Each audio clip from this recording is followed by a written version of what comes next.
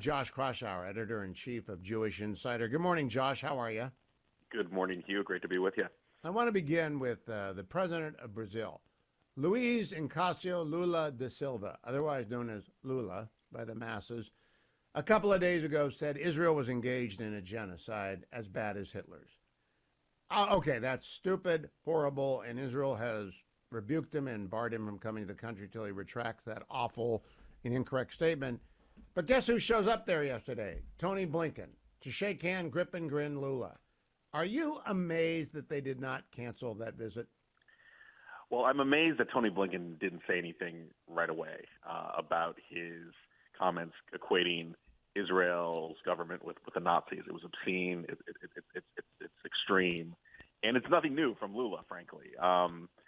This is not the first time Lula has made some sort of nutty foreign policy pronouncement. He's been ostensibly pro-Putin since the beginning of the Ukraine war. And look, the U.S., they've sort of been I think that the approach has been in dealing with Lula and Brazil is sort of compartmentalizing his crazy statements about other foreign policy hotspots and focusing on the areas within the hemisphere that they can try to have some diplomatic success.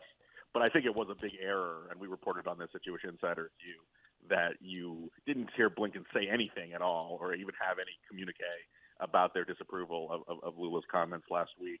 And eventually, we reported this out of the State Department after we pressed them and after there was a lot of scrutiny on what Tony Blinken did not say. They said that at some point that was acknowledged during their private conversation. I don't know if that actually happened, but they realized that it was a bad look not to bring up this egregiously offensive comparison. And I want to pause on this. Brazil's a huge country. It's a very important player, and its president is an anti-Semite, anti-Zionist who makes the most extraordinary and extreme statement comparing Israel to Hitler. It is patently offensive, not true, and ought to be disowned. You don't reward that unless you want to get it repeated. Blinken should not have gone. Now, you can do one of three things. You can either go, which he did. You can cancel the trip and say it's because Lula is outrageous, or you can cancel the trip and say the secretary is sick. I don't mind B or C. It's a big country. It's got big interests. I do not get this, Josh, except that it's consistent with Linda Thomas yesterday saying that they need a final solution for Israel. I know she didn't mean a Holocaust, but they're just dumb on this. They're tone deaf. Well, the big picture, Hugh, is what they're trying to do. I mean, I think we've talked about this a lot. They've made some statements that seem tone deaf. Blinken's comments in Israel we talked about a couple of weeks ago. Trying to put some degree of faux balance when there is no balance. Israel's fighting a war for its own security, for its self-defense. And there's times when you hear this kind of moral equivalency and it makes you kind of cringe. That said, I think when you look at the substance, even up to now, where if you parse the language coming out of White House spokespeople, they're not saying Israel shouldn't, go into Rafah. They're saying they can go into Rafah as long as they kind of accommodate certain humanitarian exigencies and make sure X happens before that operation begins. So if you actually look at the substance, if you look at the pressure they're getting on their left, as we've talked about a lot too, Hugh, it is. You probably won't find in terms of policy many other Democrats that sort of share the commitment that Biden has had to supporting Israel. I'm just not buying that commitment's still there. I think he forgot about it because he's losing his memory.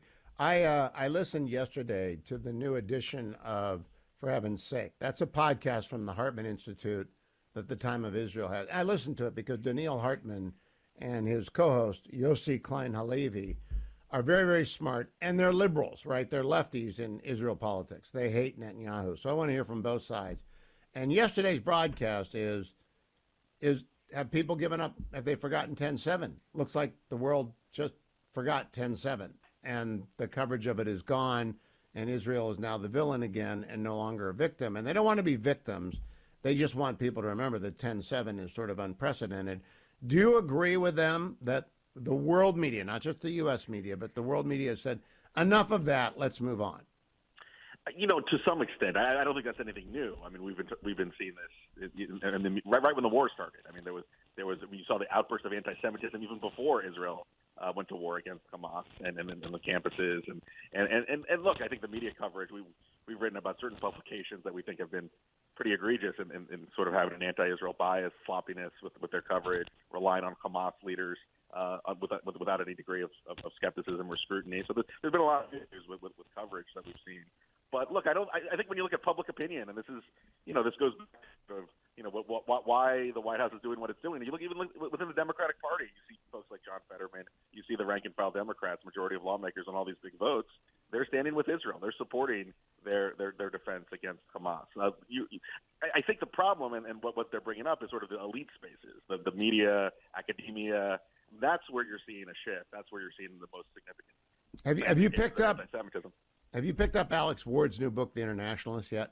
I haven't read it yet, but I'm eager to read it because I've seen some of the excerpts, and it looks like there's a lot of good reporting. One of the most impressive parts about it, I'd forgotten that in the summer of 2021, actually in May of 2021, there were some riots in Jerusalem between Arab protesters and Israeli protesters, they're all Israeli, Jewish Israelis and Arab Israelis fighting over a neighborhood in East Jerusalem.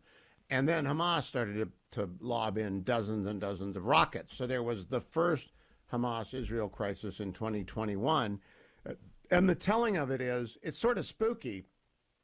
Biden is strong, but then Rashid Tlaib yells at him, and then Bernie Sanders writes a op-ed, and then they turn on Bibi, and they make him stop.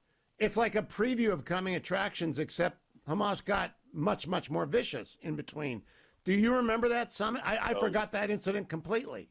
Oh, yeah. I mean, look, there's something of an Obama mindset. I do think you have to look at the Obama administration. Yes. People, right? And that is an important bit of history, and I think that's why I'm really eager to read the book, because Obama really did shift the conversation within the Democratic Party on Israel. I think Biden is much more of a traditional Democrat, but you're seeing some of the staff, some of the operatives, some of that muscle memory from the Obama years having an impact even on the Biden administration. And look, that is the sort of the story. It all started back in 2014, the big Gaza war. Then much smaller than it is now, but you saw that kind of the divide, the schism, the debate over Iran. Those were that's the origin story. The Obama years and how the Democratic Party, which was once lockstep with Israel, ended up basically pandering to this far left faction that is much more influential, especially at elite levels of government and certainly within the bureaucracy. So they talk a good game, and then they work against Israel. That is my conclusion, but I can't persuade my friends who don't want to give up the illusion of bipartisan support for Israel, because there are some Democrats who are still very strong with Israel. And I mean, there are some that are very, very strong, but they are not in the White House, and they are not in this administration. And I know that Tony Blinken's stepfather is a Holocaust survivor, but he ought not to have gone to Brazil. Quick quiz for you, Josh. Another terrorist incident in Israel today. 3 terrorists with submachine guns come upon a traffic jam, and they open fire, and they go car by car. It's really spookily reminiscent of 10/7. They've only killed 1 thus far. Another woman who is pregnant is in surgery right now. And then armed civilians and security forces killed by terrorists. So not a good idea to attack Israelis in their car, because a lot of them are going to have weapons. Do you think that will get much coverage tonight? Well, certainly that's not the first time an incident like that has happened since 10/7. There've been other episodes of terror within Israel. So sadly, that's par for the course. That's why, frankly, the security concerns are front and center on every Israeli's mind, whether you're left, center, or right.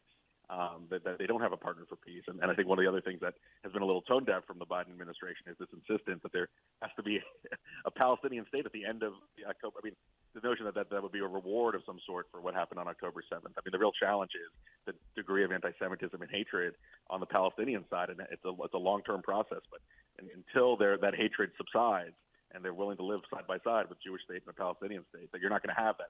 Yeah, it's not tone deaf, Josh. It's they're blind to facts on the ground. It's very different from being tone deaf. I'm often tone deaf, but I am not oblivious to what's right in front of my nose. And I do think Team Biden is. Alex chronicles it. I'm sure Jewish Insider chronicles it. And I know you do. Follow Josh on Twitter at Josh Kraushaar.